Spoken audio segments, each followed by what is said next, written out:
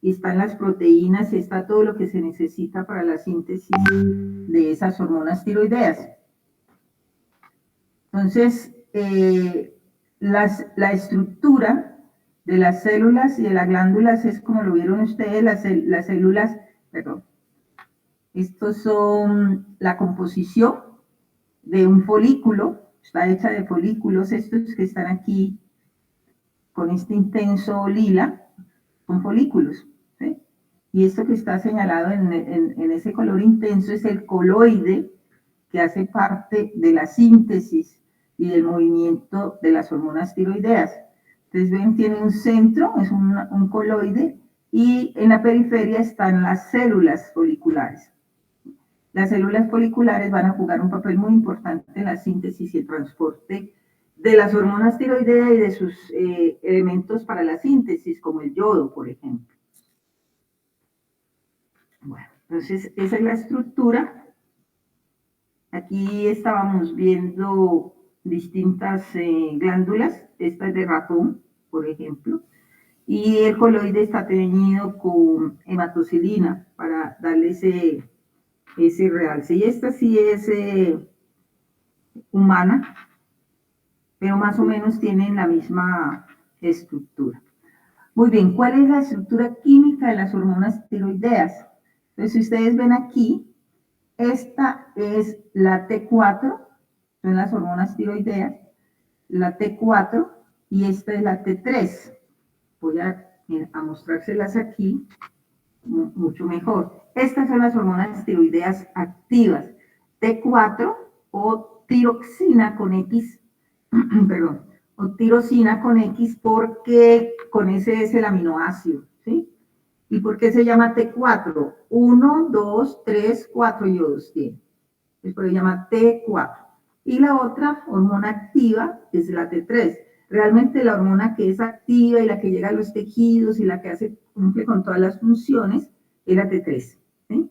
Hay un intercambio, digamos, hay una desionización, se le quita un yodo a la T4 y esta es la hormona activa. Entonces, miremos cuál es la síntesis. El precursor, que era una de las preguntas de las hormonas tiroideas, es la tirosina. Este es un aminoácido. Ese aminoácido se vuelve esencial porque depende de otro aminoácido que es esencial, que es la fenilalanina. ¿sí? La fenilalanina, si yo le quito este grupo hidroxilo a esta molécula, esta es fenilalanina. Y la fenilalanina es un aminoácido esencial. ¿Qué significa que sea un aminoácido esencial? Que hay que tomarlo de la dieta. ¿sí? Hay que tomarlo de la dieta porque nosotros no somos capaces de sintetizarlo. Entonces, la tirosina se convierte, tirosina con S, se convierte en un aminoácido esencial si no disponemos de alanina. Ok, entonces fíjense que la tirosina, miremos esta hormona que es la T4, realmente son dos moléculas de tirosina que se han acoplado. Esta es la tirosina completa y a través de su grupo hidroxilo perdió este radical y acopló otra molécula. ¿sí? Entonces se formó la T4. Vamos a ver ahorita cómo ocurre ese acoplamiento y cómo ocurre esta iodinación. Una cosa es desiodinizar y otra cosa es iodinar. Y poner yodos, quitar yodos. Entonces, iodinación es poner yodos. Ahorita vamos a mirar la nomenclatura. Aquí está. Miremos la nomenclatura de estas moléculas. ¿sí? Entonces, tenemos la tirosina, aquí también, y este es el carbono 1, 2, 3, 4, 5, 6. ¿Por qué me preguntan a mí o por qué me tengo que aprender esa numeración? ¿sí? Porque sobre esos carbonos va a ocurrir la iodinación. ¿sí? Entonces tengo aquí la tirosina nuevamente, carbono 1, estoy numerando el anillo, carbono 1, 2, 3, 4, 5, 6. Sobre el carbono 3, por ejemplo, se pegó un yodo, ¿sí? Y entonces esa molécula se llama 1,2,3 monoyodotiroxina, ¿sí? Sobre el carbono 5 se pegó otro yodo y ahora se llama G-yodotiroxina, ¿sí? Y así sucesivamente vamos a tener esos carbonos iodinados. Entonces me vuelvo aquí. La tirosina se ioda, esta se ioda, ¿sí? Tengo 3 monoyodotirosina, o se puede yodar en 2 posiciones, 3, 5, y se acopla. Se acopla. Y entonces aquí ya me dio la T3 o aquí ya me dio la T4. Son las hormonas tiroideas. Entonces, ¿qué es lo que resumo aquí en la síntesis? Una tirosina se yoda, se puede yodar en posición 1, se puede yodar en posición 2, perdón, en posición 3, en posición 5, 3, 5, se acoplan 2 de esas tiroxinas y me da la T3 si se acopla la 3 con la 3, 5, o me da la T4 si se acoplan las 2, 3, 5. Esta con esta misma, entonces me da la T4. ¿Sí? Ok. Una manera de, lo voy adelantando aquí, una manera de inactivar estas hormonas, estas 2 hormonas son las activas, más activa la T3 que la T4, una manera de desactivarla es quitándole yodo. Entonces, fíjense que esta es T3 está en posición 3, 5, 3. 3, 5, 3. Y se llama T3. Pero si la posición es 3, 3, 5, entonces es la T3 reversa. Esta T3 reversa es una molécula inactiva. Ahora me devuelvo a donde veníamos, era sobre la síntesis. Lo primero que tenemos aquí en el resumen es que el precursor es la tiroxina. Segundo, que es la tiroxina la que se ioda. Y tercero, que las tiroxinas iodinadas se acoplan para formar T3 o T4. Ese es el resumen. Ahora, ¿de dónde vienen todas las cosas? Los sustratos para esa síntesis. Recuerden. Doctora, ¿qué hubo? ¿podría por favor repetir esa parte? ¿Podrías qué? Hola. Repetir esa parte de la Ok, 3 con la ya 3 voy a 5. repetir. ¿Alguien quiere entrar? No. Ya lo voy a repetir. Entonces, voy a devolverme aquí para el resumen, ¿sí? El resumen es de la síntesis, así, muy general. ¿El precursor cuál es? La tirosina. ¿Sí? Y la tirosina se puede yodar. Tiene unos puntos especiales de donde se yoda.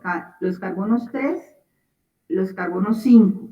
Como son 2 anillos, entonces 3', 5', ¿sí? Siempre es 3, 5. Primer anillo, 3, 5 y segundo anillo, 3', 5'. Precursor tirosina, se yoda. Se puede yodinar en 3, 5 o 3'. Y esas tirosina iodinadas se acoplan. Entonces se puede acoplar una tirosina con un solo yodo, con más una tirosina con 2 yodos y me forma la T3. O se pueden acoplar 2 tiroxinas con 2 yodos y me forma la T4. ¿Sí? Muy bien, entonces decíamos de dónde viene todo esto. Recuerden la estructura de la célula del folículo, ¿cierto? Del folículo de la glándula tiroides. Aquí en el centro está este coloide y está rodeado de las células foliculares. Estos punticos que tiene aquí es el núcleo de las células porque son células nucleares. Entonces, ¿de dónde viene el yodo? ¿De dónde viene la tirosina? Entonces los ubico. Este es el coloide, este es el vaso sanguíneo y esta es la célula folicular. ¿Listo? Entonces aquí tenemos una proteína que se llama tiroglobulina.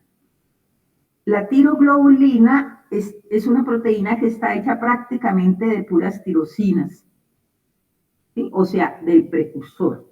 Tirosina es el aminoácido precursor. Entonces, prácticamente están hecha la tiroglobulina de tirosinas. Estos punticos que ven ustedes aquí son las diferentes tirosinas.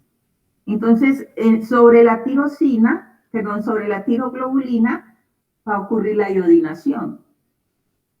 Se iodina en 1 o se iodina en 3, se iodina en 3,5, se acopla una de 2 con una de 1 para la T3 o se acoplan 2 de 2 para la T4 sobre la misma tiroglobulina. Digamos que la tiroglobulina es el soporte donde va a ocurrir esa iodinación. ¿Dónde está ocurriendo esa iodinación? En el coloide. Entonces, sigamos, ¿de dónde, ¿sí? ¿De dónde viene el yodo? Pues el yodo viene de la dieta y lo suministramos a través de la sangre, ¿sí? La tiroglobulina se sintetiza en las células foliculares. Aquí está la síntesis. Aquí están todos los elementos para la síntesis de la tiroglobulina y es llevada hasta el coloide. Y el yodo lo tomamos de la sangre, ¿sí? El yodo lo tomamos de la sangre y es llevado hasta el coloide para que se haga la iodinación. Se necesita un transportador activo de yodo. O sea, el yodo no entra a las células foliculares por difusión.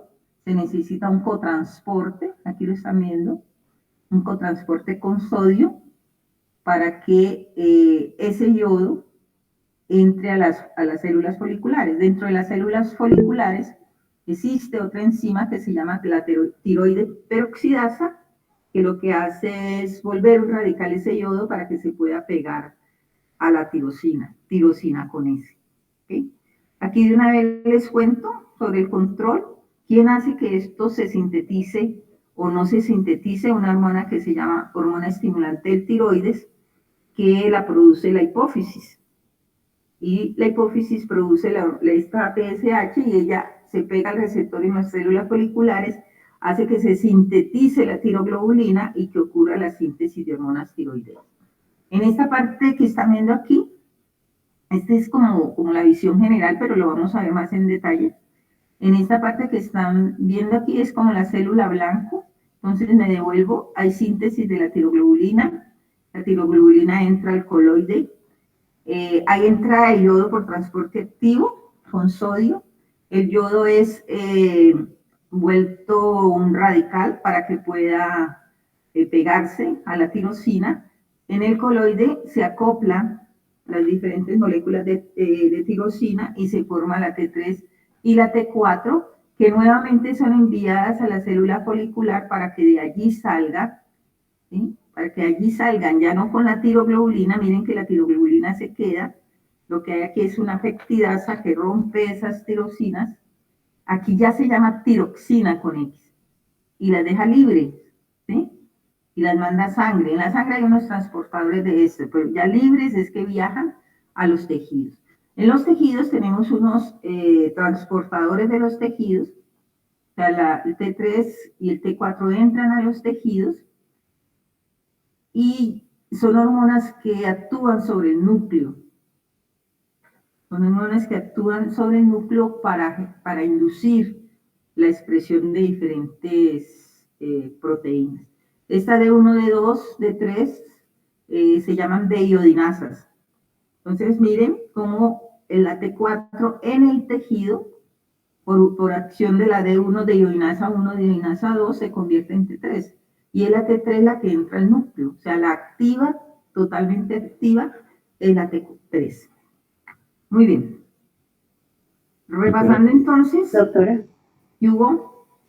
el yodo se pega, esa la tiroglobulina en el coloide. No, aquí te lo voy a mostrar, ¿sí? Bueno, aquí tenemos la tiroglobulina. La tiroglobulina tiene tirosinas con S, aquí en su estructura. ¿Sí? Entonces, yo voy a hacer aquí. Entonces,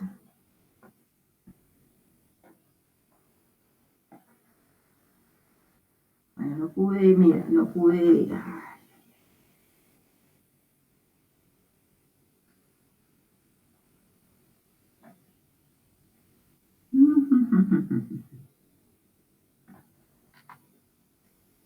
Bueno, lo que quería mostrarle, pero no pude controlar aquí.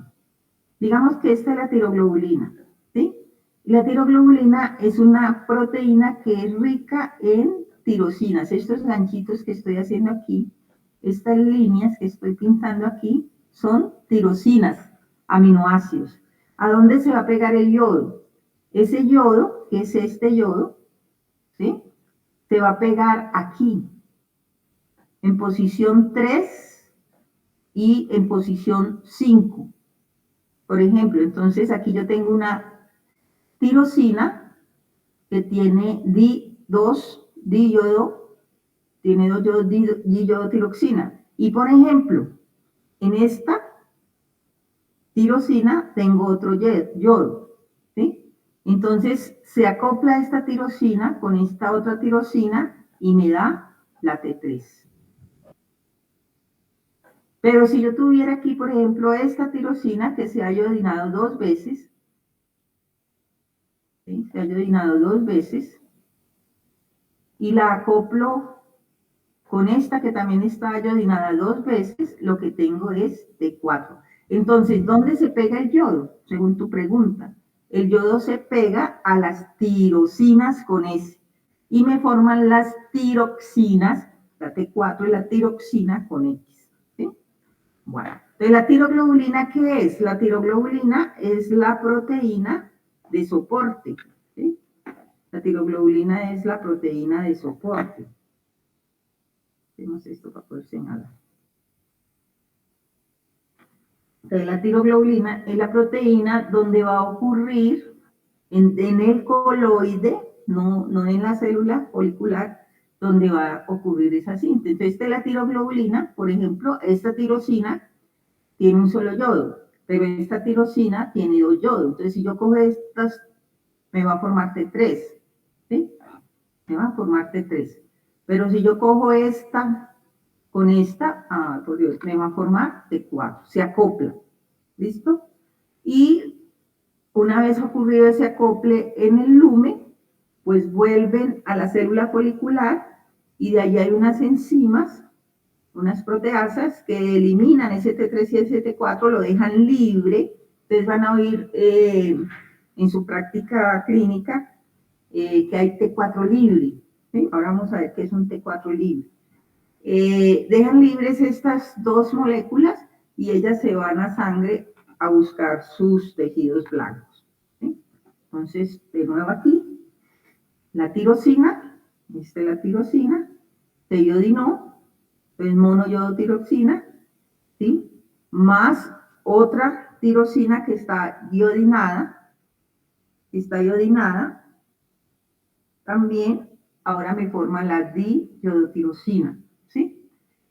O por este lado se pegan 2 yodos, aquí solo se pegó uno, se pegaron 2 yodos, siempre 3,5, y esta se une a otra y me forma la T4, ¿sí? T4. Okay. Entonces, eso es lo que veíamos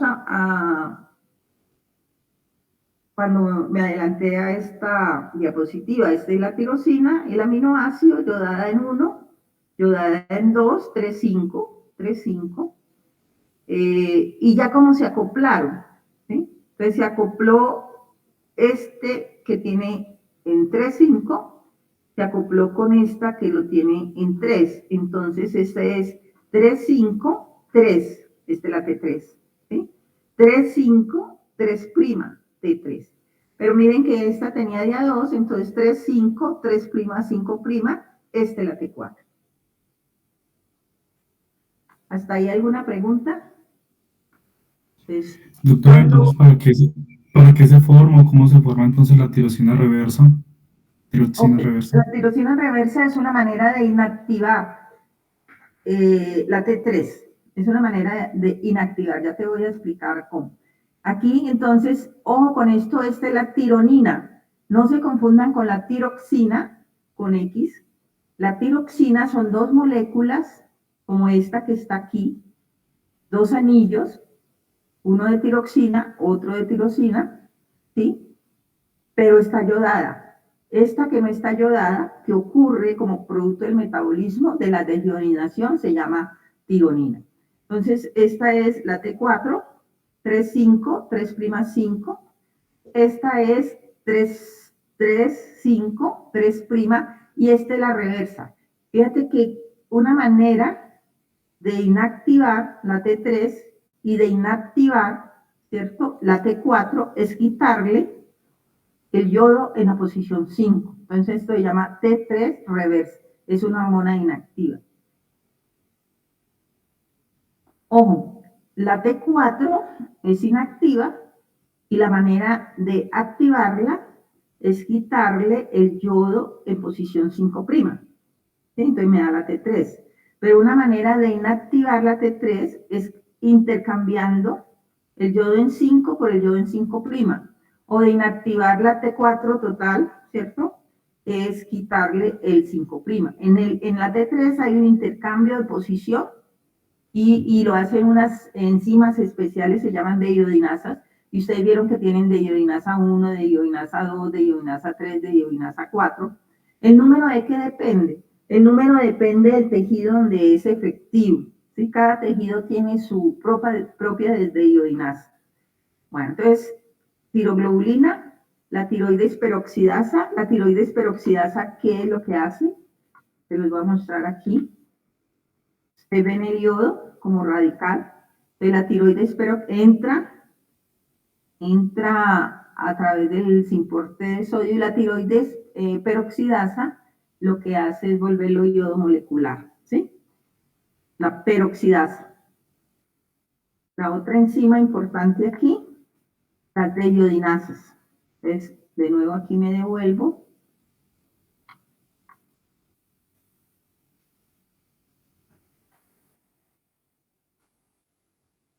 De nuevo aquí, bueno, aquí no las tengo, pero sí, las deiodinasas lo que hacen es quitar el yodo, ¿sí? Las tengo más adelante. Lo que hacen es quitar estos yodos en la posición 3, 5, 3', 5'.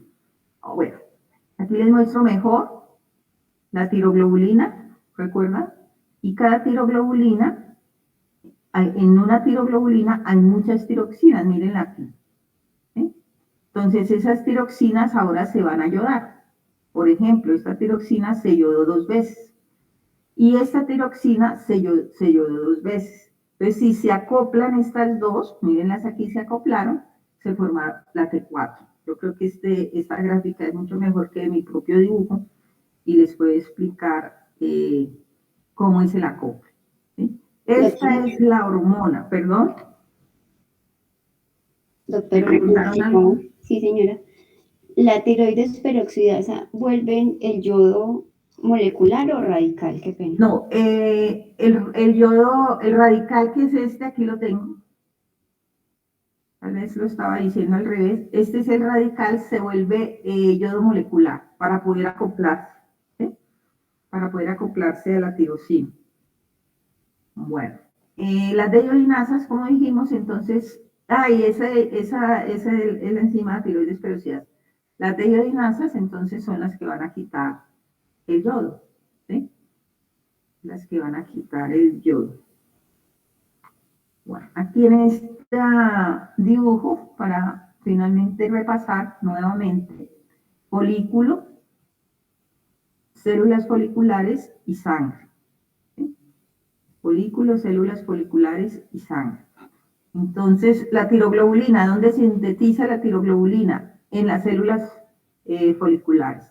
¿Sí? Entonces, aquí está representando el retículo endoplasmático rugoso, que es el que tiene los ribosomas, y ahí, como ustedes ven, se va formando la tiroglobulina. Y la tiroglobulina es puesta en el folículo, miren, con los yodos, perdón, con las tiroxinas ahí. Y el yodo que viene de sangre, nosotros tenemos que tomar de la dieta el yodo, ¿sí? Entonces, el yodo que viene de sangre, que ha sido absorbido de la dieta, aquí está el simporte con sodio, también pasa al folículo. Es oxidado por la tiroides peroxidasa. Y puesto entonces en cada una de las tiroxinas, y las tiroxinas acopladas regresan a las células foliculares y de allí son liberadas hasta la sangre. ese es en síntesis, la síntesis de las hormonas tiroideas. La diapositiva que está mostrando aquí es simplemente para mostrarles importe con sodio, así se llama, importe con sodio, transporte acoplado a sodio, para poder entrar el yodo. Y como la tiroides peroxidasa convierte ese yodo radical en yodo molecular, y como el sodio, para poder mantener funcionando, como el sodio es envuelto otra vez a la célula por la sodio-potasio ATPasa, que es la más conocida. ¿Sí? Bueno. Necesitamos aproximadamente 300 miligramos día de yodo. Realmente no es mucho yodo, ¿sí? Porque nosotros somos capaces de reciclar. Doctora, Señora. no entendí cuál es la diferencia del anís y la sodio tepeasa. La NIT, estas son las siglas en inglés. Esto es natrium, yodos sin porte, ¿sí? Transporte de sodio. ¿Qué hace el transporte de yodo asociado al sodio? Entra yodo, acoplado, por eso se llama sin porte, van del mismo lado. Y como hay que mantener el gradiente para que esto funcione, entonces el sodio es sacado de nuevo por la ATPasa, sodio, potasio, ATPasa. Se llama. ¿Todo claro? Sí, doctora, gracias. Bueno, entonces lo que estamos diciendo es que realmente nosotros no tenemos necesidades grandes de yodo. En un tiempo, sí, en un tiempo se necesitaron mucho yodo y había una endemia de bocio. Es una especie de inflamación de la glándula tiroides, pero se solucionó yodinando la sal. La sal que nosotros consumimos por ley debe tener una X cantidad de yodo. De tal manera que la sal suple, o sea, cuando estamos salando nuestra comida, ahí estamos supliendo las necesidades de yodo que tiene nuestro organismo. Es por ley que se tiene que yodinar. En algunas zonas del país, pues la sal no es yodinada. Y entonces se puede volver endémico el tema de las enfermedades de la glándula tiroides, pero con la solución universal, porque eso fue una solución universal de iodinar la sal, se logró mantener las condiciones diarias de yodo que se necesitan. Bueno, esta es la síntesis, los resúmenes que siempre hacemos, y cómo la tiroxina se yoda, monoyodotiroxina, una yodada 2 veces y acoplada, ¿sí? T3, T4, perdón, o acoplada aquí con T3. Bueno, hablemos un momentico de las iodinasas. Las iodinasas, ¿qué es lo que hacen? ¿Sí? Tenemos de iodinasa 1. Doctora, una pregunta. Digamos, pues, o sea, entra el yodo y por medio de la tiroperoxidasa, entonces, pues, se vuelve molecular, ¿cierto? Y ahí ya de la célula en sí, al coloide no necesita ningún transportador, o como ya está así como solito, puede pasar sin ningún problema. No, ella pasa solo. Míralo aquí. Él pasa a través esto es un canal, ¿sí? Esto es un canal, pero no necesita, no está acoplado a gasto de energía o al paso de otra sustancia. Aquí sí está acoplado al paso del sodio, ¿sí? Ese es un canal, porque esto es un no metal. Entonces, es un ion, entonces los iones pasan a través de canales, fluyen a través de esos canales. Bueno, les decía que las deiodinasas, ¿qué hacen las deiodinasas? Entonces, aquí tengo deiodinasa 1, deiodinasa 2, por ejemplo. Entonces, ya tenemos la T4. ¿Cuál es la T4? Esta, 3, 5, 3', 5, T4. Sobre ella actúa la deiodinasa 2, ¿sí? Y me la convierte en T3, de iodinasa 2. ¿Listo? Pero si actúa, por ejemplo, la de iodinasa 1, ¿lo ven aquí? Entonces lo que va a convertirse es en T3 reversa. ¿Recuerdan esto? Esta es la T4. Entonces de iodinasa 2. De iodinasa 2 es quitar el yodo en 5' para convertirlo en T3. ¿Listo? Pero si en lugar de quitar el yodo en 5', lo quita en 5, lo convierte en T3 reversa. No son las mismas enzimas. Esta es la 2 y esta es la 1. ¿Ok? Y hay otras de iodinasa 3, por ejemplo. Miren lo que está haciendo la de iodinasa. De iodinasa 3, coge T3 y le quita un yodo. Le quita el yodo en posición 5. T3, le quitamos el yodo en posición 5 y me queda 3,3 de iodinasa 3. Bueno, no importa si ustedes no se acuerdan qué hace la de iodinasa 1, 2 y 3. Lo importante es que entiendan el concepto. ¿Sí? Que entiendan el concepto. Que las de iodinasas, como su nombre lo indica, lo que quitan es yodo. Y dependiendo del yodo que quitan, entonces lo convierten en T3 reversa o en T2, por ejemplo. ¿Cuál es la hormona activa? La T3. ¿Cuál es la hormona activa? La T3.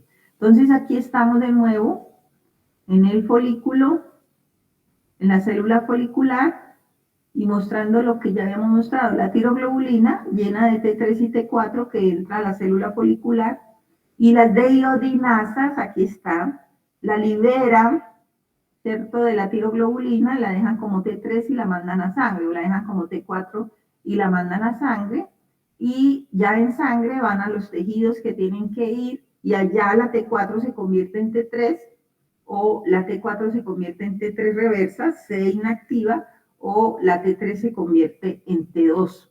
Aquí están de iodinasas de 1, 5', de iodinasa 2, 5', ¿sí? De iodinasa 3, 5. Lo que está indicando es sobre qué yodo están actuando. Pero si ustedes no recuerdan eso tampoco es de vida o muerte. Simplemente recordar lo que hacen las de iodinasas. ¿Sí? Lo que hacen las de iodinasas. La D1 es la de iodinasa más abundante. ¿Por qué? Porque la D1 es la que convierte T4 a T3. Se produce más o menos en la misma proporción T4 T3. El T4 es inactivo y se produce inactivo para no digamos, producir lo que se llama una tormenta tiroidea. O sea, producir muchas hormonas, y una tormenta tiroidea puede ser sumamente peligrosa para el metabolismo humano, ¿cierto? Las hormonas tiroideas son catabólicas. ¿Qué significa que son catabólicas? Que destruyen. Catabolizan, que sí, Convierten destruyen macromoléculas. ¿cierto? Entonces aceleran el metabolismo.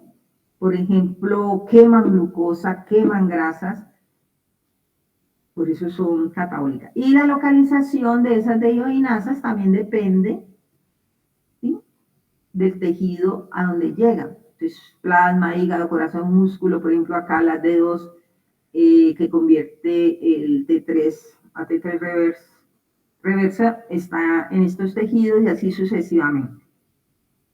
Y lo que dice aquí, que es importante, ¿sí?, que es importante, es como una disfunción de las de iodinasas, una disfunción, porque mire, cuando hay un aumento de la de iodinasa 1, ¿qué es lo que hace la de iodinasa 1? Convierte T4 en T3, que es sumamente activa, ¿sí? Entonces, si yo tengo mucha de iodinasa 1, por una mutación o por un desorden metabólico, ese individuo se vuelve hipertiroideo. ¿Sí? Hipertiroideo. Ahora vamos a ver cómo son los pacientes hipertiroideos en un metabolismo acelerado. Pero si hay disminución de esas de ioinasa 1, o sea, se queda con T4, no pasa a T3, pues se vuelve hipotiroideo.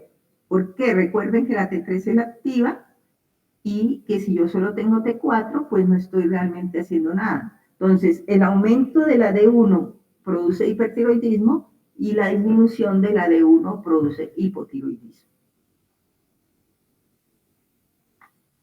Bueno, ¿cómo se transporta estas T4 y T3 desde la glándula? Recuerden dónde está la glándula, ¿no? En la tráquea, y tienen esas hormonas que ir a toda parte. Entonces, dijimos que pasaban a sangre, creo que está aquí, pasaban a la sangre, y la sangre se encarga de llevarlas a todas partes. Pero estas hormonas no viajan solas, porque si no se desgastarían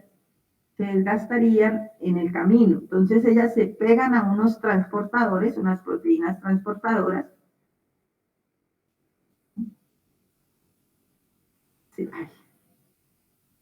Se pegan a las proteínas transportadoras. No vayan a confundir la tiroglobulina. Quiero mostrarle la tiroglobulina. ¿Sí? No vayan a confundir la tiroglobulina, que es la de síntesis, con la hormona, con la proteína que enlaza hormonas, que es la TBG. Eso no es tiroglobulina, esto se llama proteínas o globulinas que enlazan hormonas tiroideas, la TBG. Globulinas que enlazan hormonas tiroideas. La mayor parte de las hormonas tiroideas viajan unidas a la TBG. La otra gran transportador es la albúmina y la prealbúmina, sí, pero ellas viajan básicamente en la TBG. Ahí están los porcentajes de unión. Bueno, si tenemos problemas con la TBG, pues también vamos a tener problemas con el suministro de hormonas tiroideas. Es lo que dice aquí, los estrógenos, la gestación, la hepatitis infecciosa, el hipotiroidismo estimulan la síntesis, ¿cierto?, de TBG. Y si las hormonas están pegadas a la TBG, pues no funcionan. Recuerden, llega al tejido, van pegadas a la TBG o a la albúmina, llegan al tejido y de ahí se liberan. Entonces, ¿qué es lo que es importante? Las hormonas que están unidas a la TBG o a la albúmina, o las hormonas que se liberan de ella. Entonces, las hormonas que se liberan. Entonces, lo que nosotros nos miden en sangre, por ejemplo, no es la T4 total, sino la T4 libre, la que no está pegada a la albúmina, porque esa es la que nos va a dar un indicio de cuántas hormonas tiroideas tenemos, porque la T4 se convierte en T3. ¿Sí? Bueno. Esto es la producción diaria de hormonas tiroideas. A diario, constantemente, estamos produciendo hormonas tiroideas.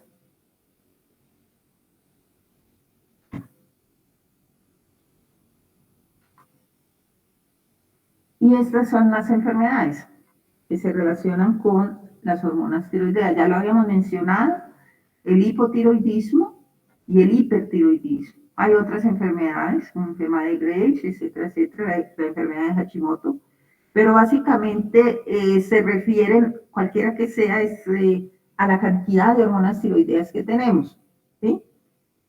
Entonces, en el hipotiroidismo, este es un niño con hipotiroidismo, se produce menos hormonas tiroideas. Realmente lo que está, si está por debajo la producción de hormonas tiroideas, entonces fíjense los rasgos de este chiquito.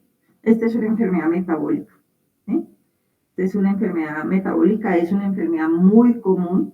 Es una enfermedad que la ley de enfermedades metabólicas dice que hay que tamizar al nacimiento.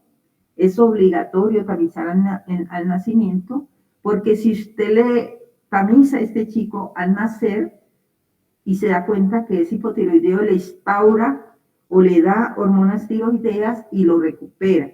Pero si lo deja avanzar 2-3 meses, el niño pierde su desarrollo cognitivo. ¿Sí? Y esas pastillitas de hormonas son sumamente baratas, entonces no se justifica en este país todavía que tengamos niños hipotiroideos. ¿Cuáles son las funciones? Incrementa la tasa basal metabólica, por eso dije son catabólicas, ¿sí? Entonces, como son catabólicas, movilizan grasas, movilizan carbohidratos, movilizan proteínas. Y imagínense si hay un aumento exagerado y sin control de hormonas tiroideas, que es lo que se llama hipertiroidismo, pues hay un autoconsumo del organismo. Las personas pierden peso rápidamente, sus ojos prácticamente se salen de las órbitas, pero además tienen unos problemas cardíacos severos, ¿sí? Son catabólicas. Miren el efecto sobre el sistema cardiovascular, incrementan la tasa cardíaca, la contractibilidad y el funcionamiento cardíaco, o sea, aumentan el gasto cardíaco.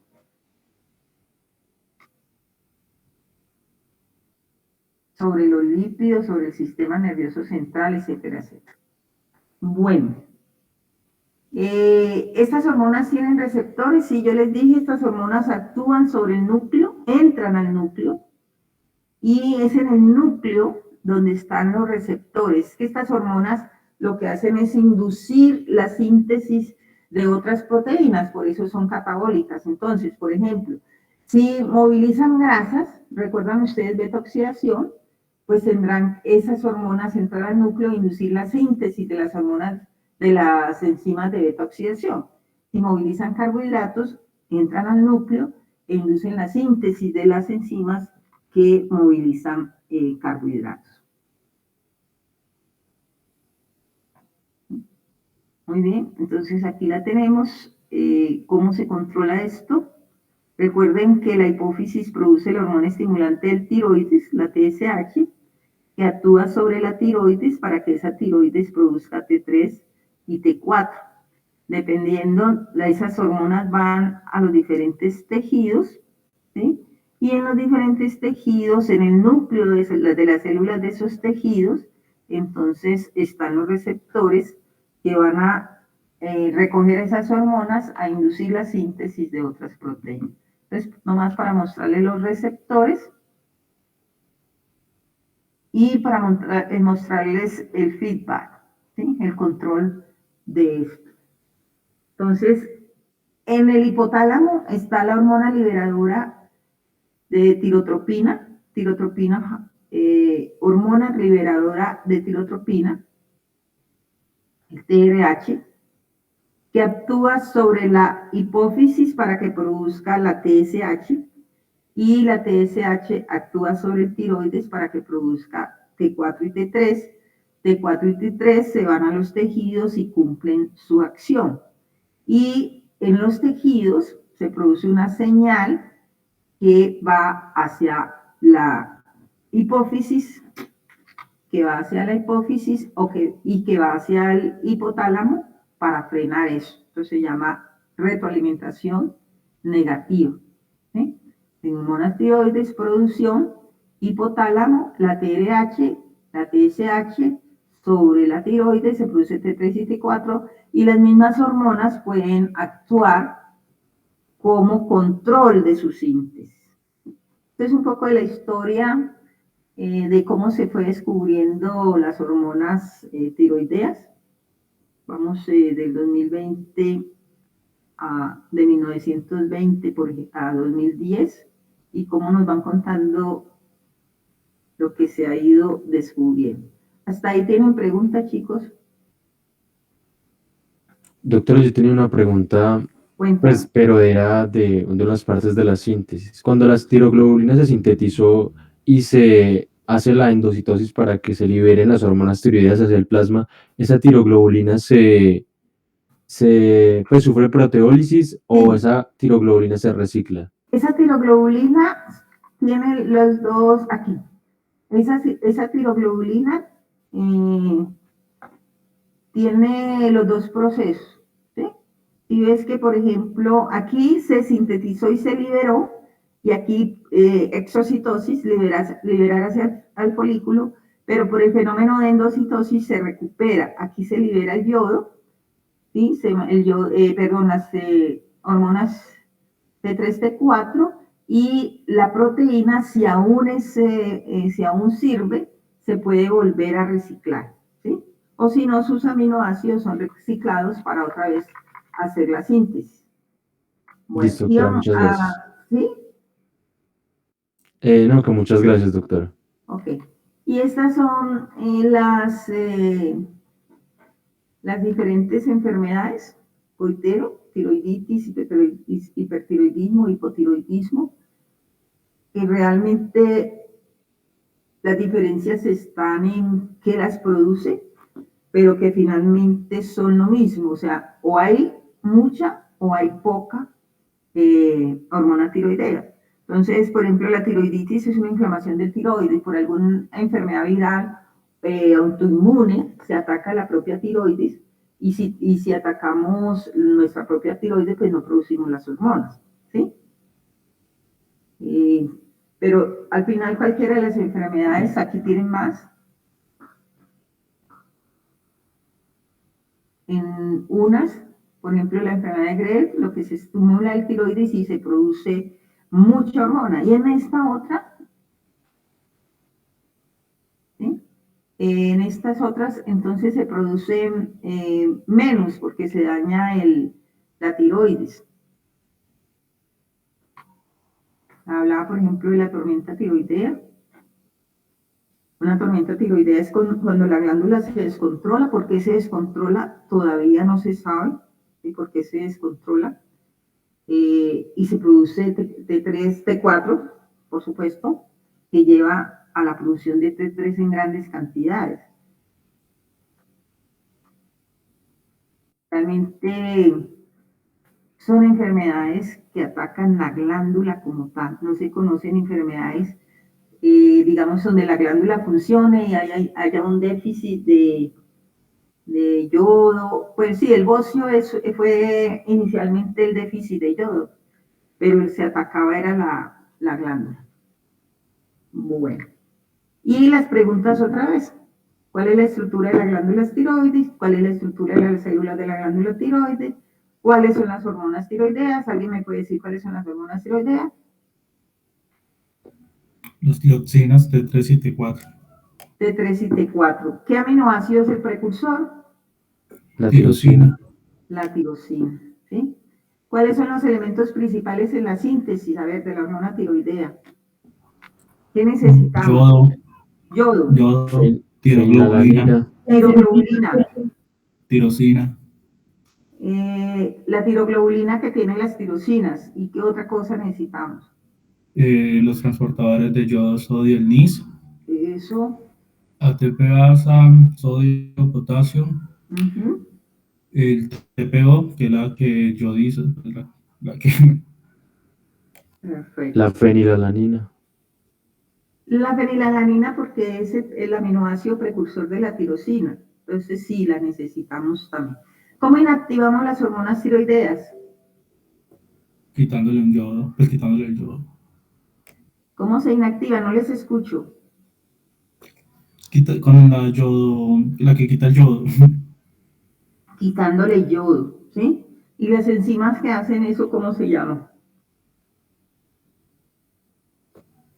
Las enzimas que quitan yodo, ¿cómo se llaman? Desiodinasas. De iodinasa. Chicos, entonces nos vamos a la otra clase, que es la clase de tejido adiposo como glándula endocrina. Y así el próximo viernes están ustedes libres a esta hora.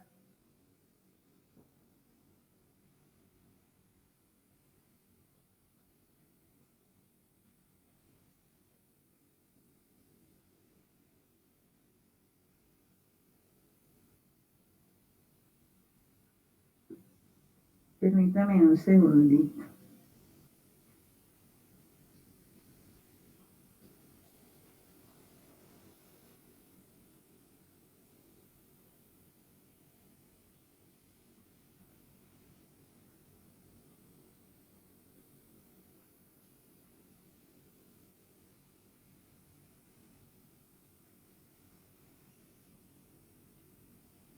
Muy bien, entonces, también nos vamos a ir un poquito rápido. Lo que están viendo ahí es un adipocito. Un adipocito, realmente este es el núcleo del adipocito. Un adipocito realmente es una gota de grasa, ¿sí? De triglicéridos, básicamente. Y estos son los elementos celulares. Pero fíjense cómo esa gota de grasa ha desplazado prácticamente todos los elementos celulares hacia un extremo. Entonces vamos a ver objetivos, resultados de aprendizaje, definiciones, funciones, el adipocito como órgano endocrino y la importancia biomédica de esto. El objetivo es conocer la estructura y función del metabolismo del tejido adiposo como órgano endocrino, y ustedes al final podrán decir, conocer el origen, crecimiento, el origen de los adipocitos, el crecimiento de los adipocitos, los tipos de adipocitos que hay, las diferencias que hay entre esos tipos de adipocitos. Eso es lo que hoy quiero que ustedes aprendan. Y después, cuáles son las funciones de ese tejido adiposo como órgano endocrino. Cuando hablamos de un órgano endocrino, tenemos que pensar en un órgano que produce hormonas, ¿sí? Entonces, la pregunta que se hacían hace tiempo es si el adipocito es un órgano endocrino o no es un órgano endocrino. La respuesta se las adelanto. El adipocito es un órgano endocrino porque produce hormonas. Entonces, todo lo que produzca hormonas de acción local o de acción distante es un órgano endocrino. Entonces, aquí tienen el adipocito. Esta es una fotografía real, es un esquema. Ustedes ven esta parte blanca del adipocito. Estos puntos negros son los núcleos. Y prácticamente los núcleos están desplazados hacia la periferia celular y la célula está llena de triglicéridos. Esos son los adipocitos. ¿Sí? El adipocito es de origen mesenquimal y lo que hacen es guardar lípidos. Ellos son células de reserva. ¿Sí? En la evolución del hombre, desde el hombre primitivo hasta el hombre actual, el hombre tenía que guardar comida para sus largas jornadas, guardar comida en su estructura funcional para sus largas jornadas, porque el hombre no era sedentario como lo somos ahora, sino que era un nómada y se desplazaba a grandes distancias donde a veces no conseguía alimentos. Entonces la evolución le fue mostrando el camino, digamos, las células fueron tomando esos lípidos, lo mismo que el camello, por ejemplo, que el camello tiene en su joroba, almacena mucha grasa y almacena y puede metabolizar esa grasa para extraer su propia agua y su propia comida. Entonces, lo mismo nos pasó a nosotros. Este es el adipocito, su función es guardar lípidos, pero también produce hormonas que están relacionadas con el metabolismo del individuo. Entonces, yo tengo unas reservas y además tengo unas hormonas que me permiten o guardar esas reservas o que me permiten utilizar esas reservas. Por eso el adipocito es un órgano endocrino. Lo que quería mostrarles aquí, que ya me está pasando, es que hay unas diferencias en el tejido graso entre hombres y mujeres. Nosotras las mujeres tenemos más grasa que tejido magro, eso se los he repetido muchas veces, y es porque en la evolución nosotras también estamos diseñadas para guardar energía, para sostener, ¿cierto?, un individuo nuevo, si estuviéramos embarazadas. Entonces, punto 1, ¿cuál es el origen? ¿Recuerdan? Cuando vimos contenidos, vamos a ver el origen. Entonces, el origen, mesenquimal, ¿sí? Las células pluripotenciales, stem cell, se van a diferenciar, ¿sí? Se van a diferenciar para producir los adipocitos. De las mismas células se producen las fibras musculares, pero eso no nos interesa a nosotros ahora.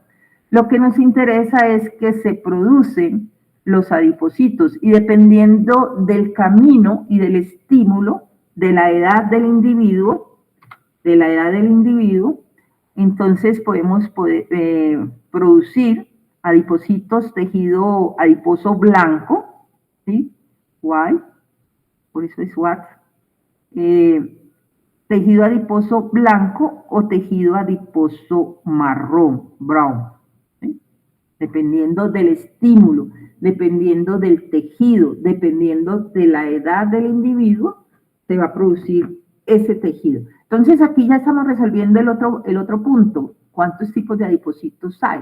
Pues, inicialmente, ahora también se conoce que hay uno que se llama base, que es un intermedio entre estos. Hay dos tipos de adipocitos, tejido adiposo blanco, adipocitos blancos, que realmente son amarillos porque la grasa, los triglicéridos se ven amarillos, el colesterol se ve amarillo, y el tejido adiposo marrón. ¿Por qué el tejido adiposo marrón se ve oscuro? Porque tiene una gran cantidad de mitocondrias, ¿sí? Entonces vamos a ver por qué eso. Entonces, dos tipos, origen mesenquimal. Esas células se pueden dividir dependiendo del estímulo y el sitio en tejido adiposo blanco y tejido adiposo marrón. Siguiente pregunta, ¿cuál es la diferencia entre uno y otro? ¿Sí? Entonces, la diferencia entre uno y otro, vamos a pintarla aquí de una vez. Miren que en el tejido blanco es una sola gota de grasa con muy pocas mitocondrias, mientras que en el tejido adiposo marrón tenemos muchas mitocondrias y muchas gotas, ¿sí? Y muchas gotas de grasa. Esa es una de las diferencias. Ahora vamos a ver otras diferencias metabólicas, pero por ahora conservamos esto. Esta es una sola gota unilocular, se llama unilocular, y múltiples sitios de guardar esa grasa con múltiples mitocondrias. Se puede pasar de uno a otro, se puede pasar de tejido blanco a tejido marrón, siendo este tejido marrón muy importante porque este tejido genera calor, ¿sí? Es termogénico y no genera, no hay acumulación. Entonces, uno de los caminos que se están buscando para combatir la obesidad, los obesos lo que almacenan es este tejido blanco. Uno de los caminos que se está buscando para combatir la obesidad es poder convertir este tejido adiposo blanco en tejido adiposo marrón, quemar, ¿sí? Vamos a ver que estos tienen una enzima que estimula el desacople de las mitocondrias, desacopla las mitocondrias, entonces se quema la grasa, se produce calor y no se almacena. Entonces, esa es la búsqueda que están en este momento, las investigaciones, tratando de encontrar un camino de convertir el adiposo blanco en adiposo marrón. La grasa blanca, desafortunadamente, es la más abundante en el cuerpo, y ustedes verán que es la más, digamos, la que más situaciones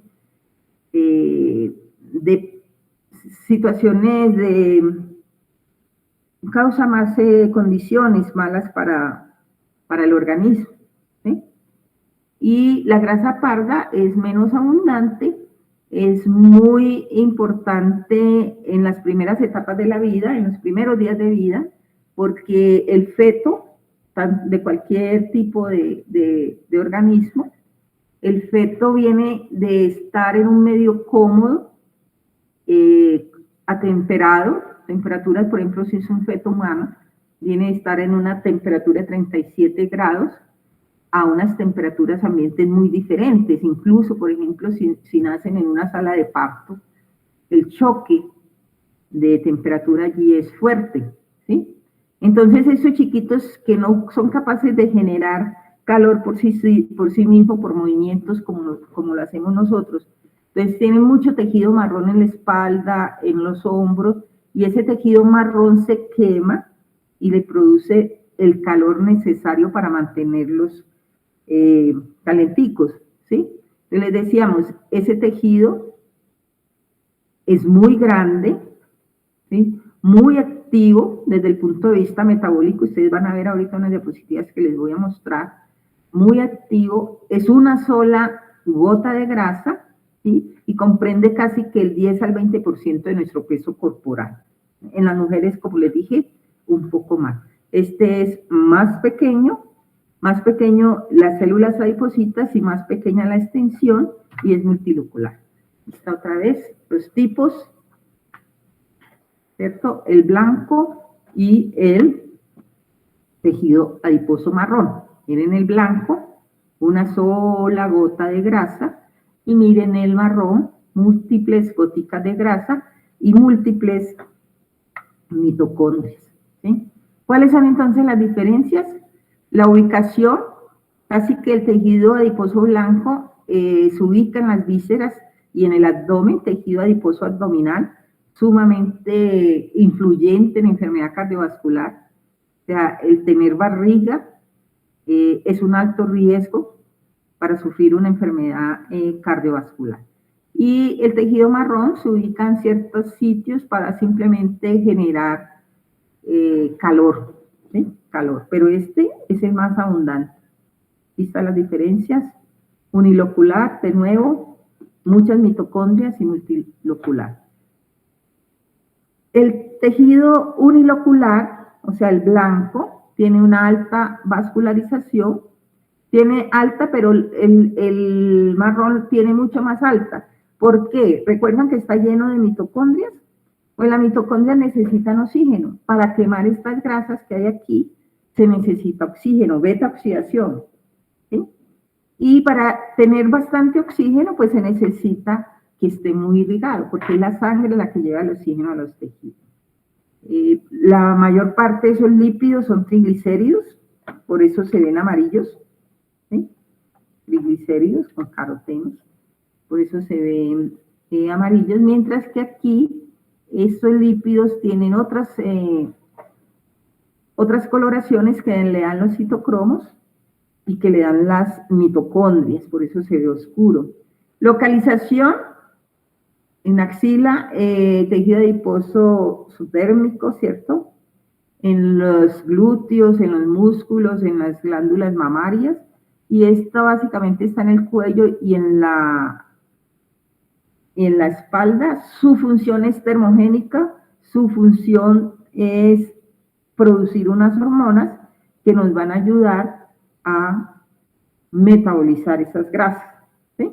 Estas hormonas, por eso de una vez les dije que sí, el tejido adiposo es un órgano endocrino. Entonces producen adiponectina, angiotensinógeno, es el precursor de la angiotensina 1 y 2, resistina, resistencia a la insulina, recuerden esto, resistencia a la insulina, hormonas esteroideas en las suprarrenales, factores de crecimiento, adipofilina, adiposina, factores de necrosis, etcétera, etcétera, ¿sí? Y interleuquinas. La diferencia fundamental también aquí es esta proteína que se llama proteína de desacople 1, ¿sí? La UCP1, es la proteína de desacople 1. Vamos a ver si yo soy capaz de explicarles sí, pero de dibujar. Entonces, esta es la mitocondria. Si ustedes recuerdan, la mitocondria tiene dos membranas, la membrana externa y la membrana interna, y en la mitocondria está la cadena respiratoria, ¿sí? Complejo 1, complejo 2, complejo 3, complejo 4, y entre esos complejos están las ATPasas. Del complejo 1 y el 2, entre el 2 y el 3, hay una ATPasa, y acá hay otra ATPasa. ¿Sí? ¿Qué es lo que hacen las ATPasas? ATPasa sintasa. ATPasa sintasa, pues sintetizan ATP. ¿Sí? Y esa síntesis de ATP se da gracias a que se crea un gradiente de hidrógenos. ¿Ustedes recuerdan? El NADH produce 3 ATP, mientras que el FADH producía 2 ATP. ¿Sí? ¿Qué es lo que hacen estas dos moléculas energéticas? Pues pasan sus hidrógenos a través de estos complejos y sus electrones a través de estos complejos y forman un gradiente de hidrógenos. Y ese gradiente de hidrógenos, cuando ya está muy fuerte, hace que estas ATP sintasa se abran y sinteticen ATP. Pues la proteína desacoplante 1 lo que abre son rotos en esta membrana. Abre rotos en esta membrana y por esos rotos se pasa el hidrógeno y no se produce ATP, sino que se produce calor. Por eso este tejido adiposo es termogénico, ¿sí? Produce calor, porque tiene esta proteína que rompe el gradiente, no hay síntesis de ATP, sino que hay producción de calor. Bueno, ya vimos el origen, ya vimos los tipos, ya vimos las diferencias, ahora vamos a ver el crecimiento, ¿sí? El tejido adiposo crece de dos maneras, o sea, nosotros tenemos tejido adiposo, estamos programados con unas células adiposas desde que nacemos. Entonces esas células adiposas pueden crecer en número o pueden crecer en tamaño, ¿sí? Entonces, hiperplasia, aumento del número. O sea, si yo tengo 2 adipocitos y después tengo 4 adipocitos, esto es hiperplasia. Y la hipertrofia es que este adipocito que tengo se vuelve un señor adipocito, ¿sí? Se engorda. Y este es el adipocito peligroso, el que se engorda. Claro, por supuesto, si aumentamos adipocitos también hay obesidad, pero si aumentamos el tamaño de esos adipocitos, también hay problema. Entonces aquí está, los adipocitos, el número se llama hiperplasia, y si lo que hacemos es aumentar el tamaño, los dos mecanismos existen, y en los obesos mórbidos, los dos mecanismos existen y están hiperdesarrollados, o sea, no solo aumenta el número de adipocitos, sino que aumenta, engorda sus propios adipocitos. ¿Sí? Este es un adipocito que va creciendo en tamaño, y eso se llama hiperplasia.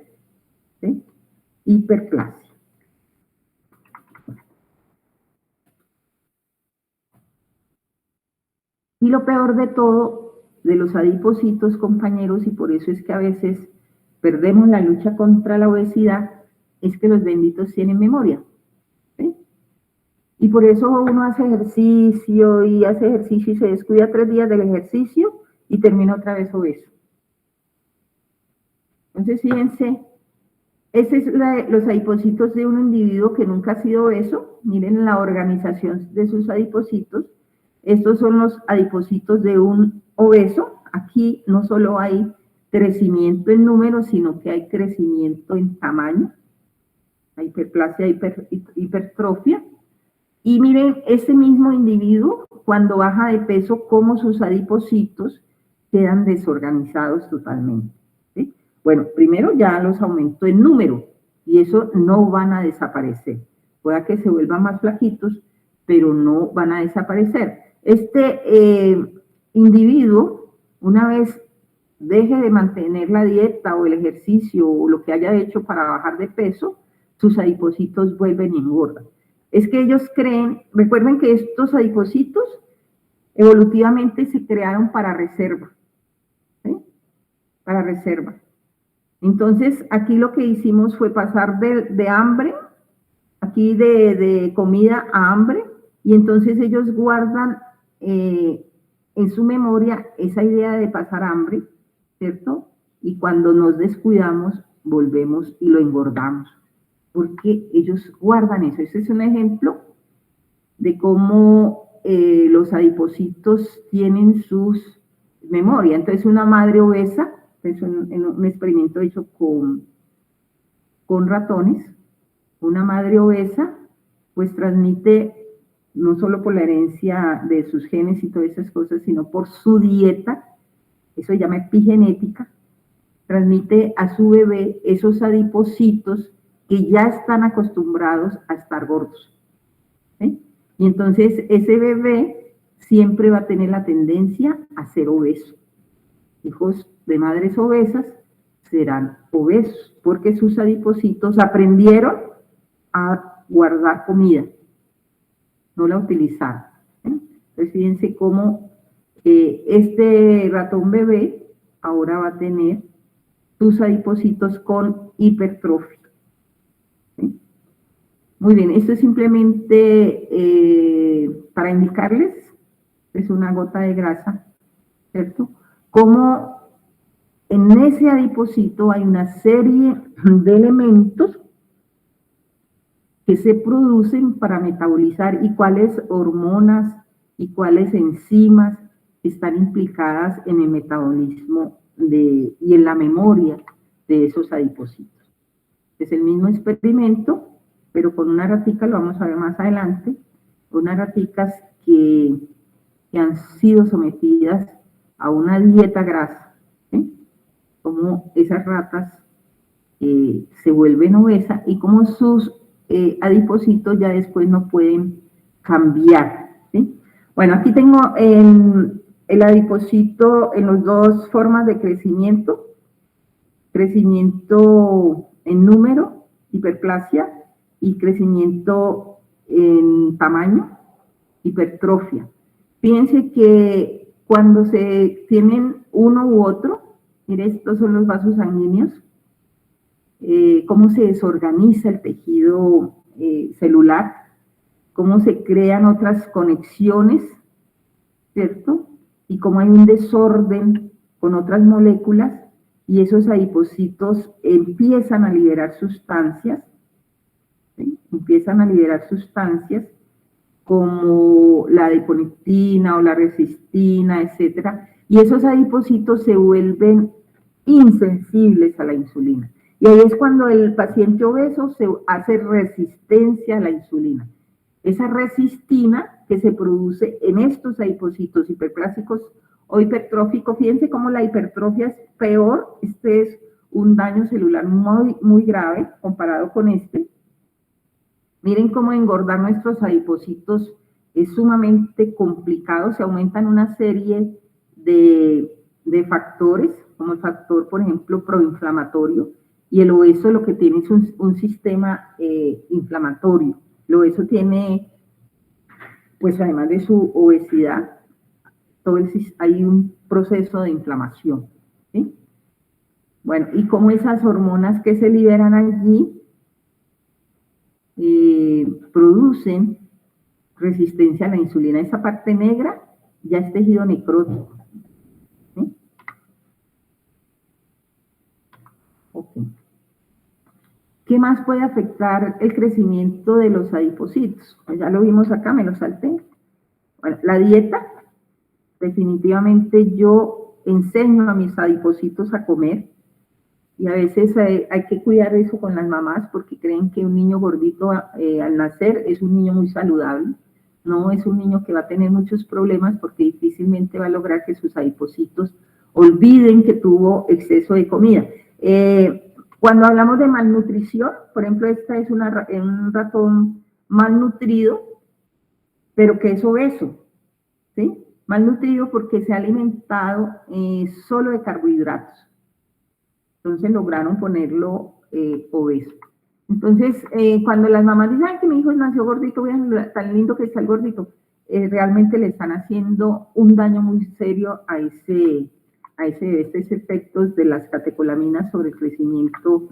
Aquí ese efecto de la temperatura, hay tendencia a la obesidad en climas fríos, ¿sí? Porque se come más, porque la gente está menos activa, uno con frío realmente está ahí quietico para evitarlo, entonces hay tendencia a que los adipocitos hagan hiperplasia e hipertrofia en los climas fríos, ¿sí? Nuevamente la dieta, cómo el efecto de la nutrición, ¿sí? Puede causar daños en los adipocitos, ¿sí? Una mamá sobrenutrida, pero malnutrida, o sea, puros carbohidratos, hace que los adipocitos fetales liberen una serie de sustancias que van a afectar al bebé. Aquí les estoy mostrando entre la adipocito en el tejido subcutáneo, el que está por debajo de la piel.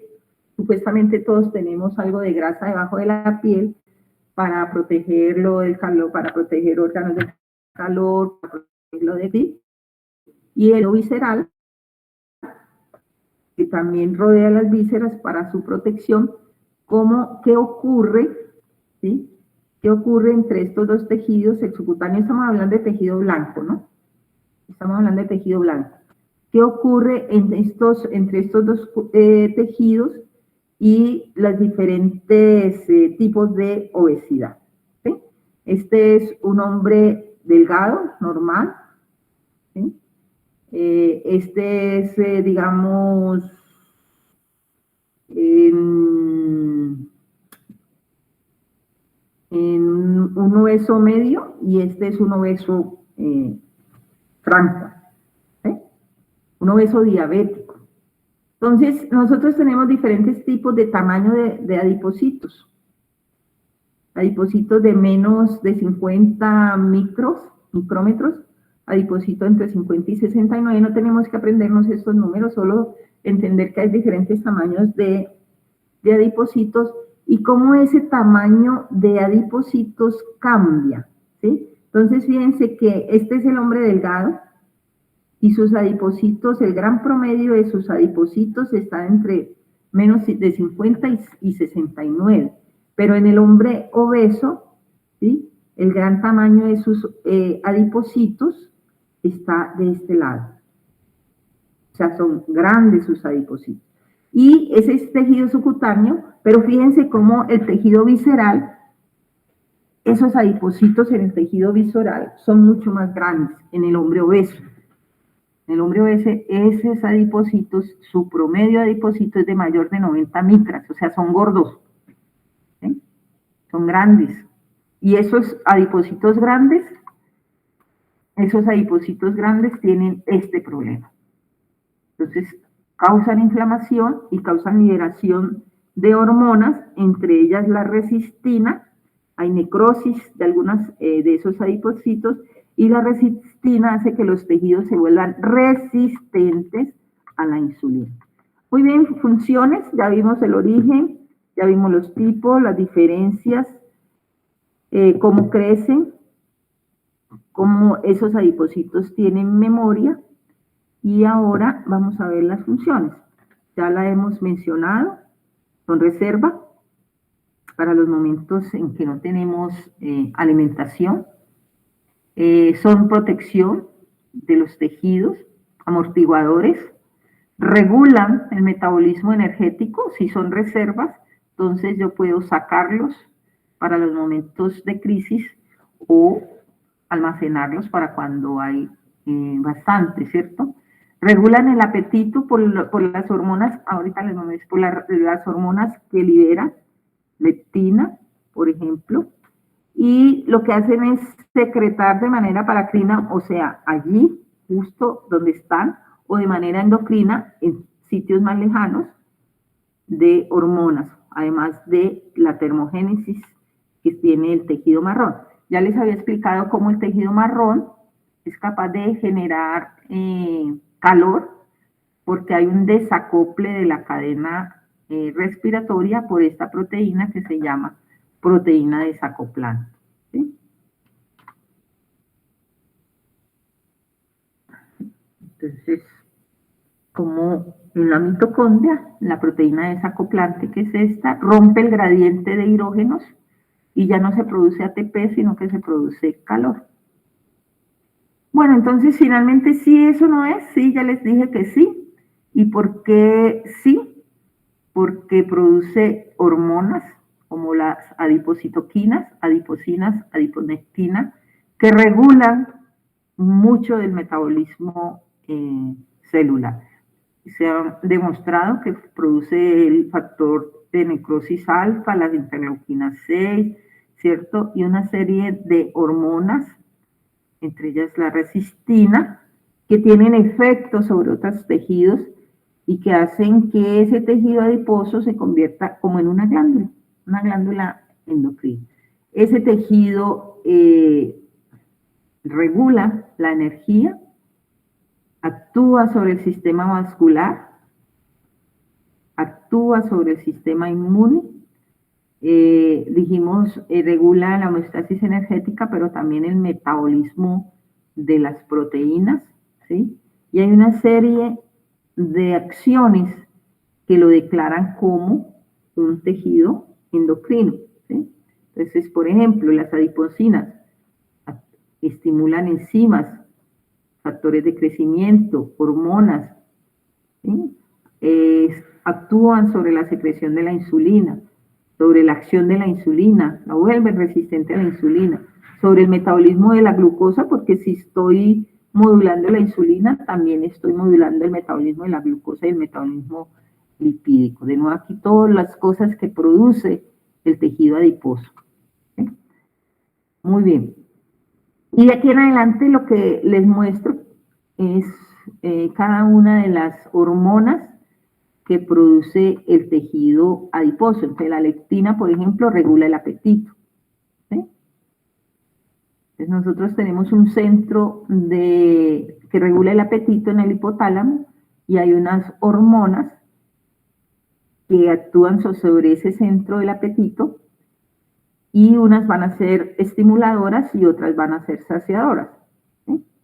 Entonces, la leptina es la hormona que nos dice, ya no coma más, por favor, ya estoy lleno. ¿Sí? Bueno. Y eso era todo, chicos. No sé si tienen ustedes preguntas. Aquí les iba a mostrar la obesidad, los tipos de obesidad. Los hombres normalmente tienen este tipo de obesidad. Recuerden que esta obesidad visceral es peligrosa por todos los adipocitos que hay aquí, están hipertróficos, hiperplásicos, y están produciendo una serie de sustancias que finalmente van a desregular el organismo, ¿sí? Mientras que las mujeres tenemos este otro tipo de obesidad que es más de caderas y mamas, este tipo de tejidos, en estas personas, mujeres no obesas, ¿no? Mujeres no obesas.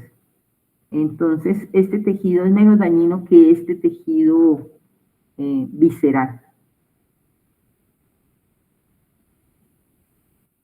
Pregunta, chicos. Hola. Hola. Por mi parte no, doctora. No, queda todo claro. Bueno, entonces dejamos de tener la presentación, dejamos, esto está oscuro, ni me veo.